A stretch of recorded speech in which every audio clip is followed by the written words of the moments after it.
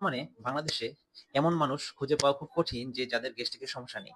Recently এক গবেষণা হয়েছে। গবেষণায় বলা হয়েছে যে বাংলাদেশে প্রায় 90% মানুষের গ্যাস্ট্রিকের সমস্যা রয়েছে। তো আজকে আমি মূলত গ্যাস্ট্রিকের সমস্যা, পেপটিক আলসার ডিজিজ অর্থাৎ এ সকল বিষয় নিয়ে আজকে আমি আপনাদের সাথে আলোচনা করব। আমি আপনাদের সাথে আছি ডক্টর এমদাদুল হক সৈকত। প্রথমে আসি যে পেপটিক আলসার ডিজিজ মানে কি?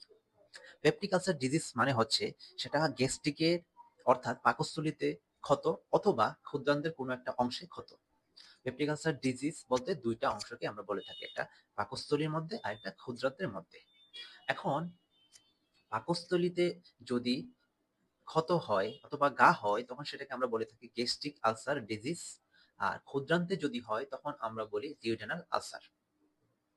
এখন আপনি কিভাবে বুঝবেন যে আপনার ডিউডেনাল আলসার হয়েছে নাকি আপনার গ্যাস্ট্রিকের আলসার হয়েছে? দুইটা জিনিস দিয়ে আমরা বুঝতে পারবো।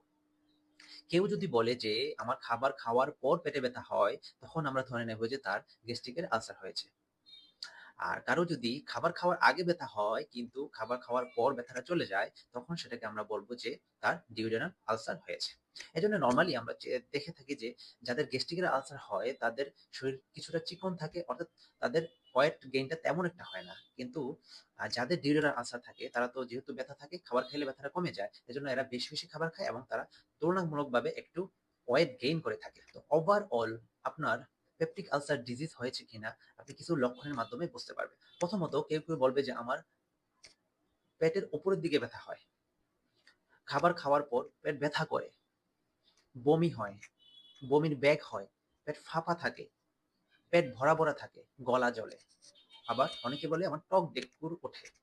অর্থাৎ এক কথায় বললে এখানে পেপটিক আলসার ডিজিজ এবং গ্যাস্ট্রোইসোফেজিয়াল রিফ্লেক্স ডিজিজ এই দুইটা একসাথে হতে পারে অথবা আলাদা, আলাদা হতে পারে। এখন পেপটিক আলসার ডিজিজের সাথে আমি আরেকটা কথা বলি, সেটা হচ্ছে জার, যেটাকে আমরা গ্যাস্ট্রো ইসোফেজিয়াল রিফ্লাক্স ডিজিজ বলে থাকি। অর্থাৎ আপনি যখন খাবার খান, খাবার খাওয়ার পর সেটা উল্টা পথে আবার খাদ্যনালীর মাধ্যমে আসার চেষ্টা করে, তখন আমাদের একটা টক ডেকুরের মতো অথবা গলা জ্বলার মতো একটা সমস্যা দেখা যায়। এখন প্রশ্ন হতে পারে যে পেপটিক আলসার ডিজিজ অথবা গ্যাস্ট্রিকের আলসার অথবা ডিউডেনাল আলসার কেন হতে পারে? প্রধানত একটা ব্যাকটেরিয়া আছে, সেটাকে বলতেছি আমরা হেলিকোব্যাক্টের পাইলোরি, এটার কারণে হতে পারে।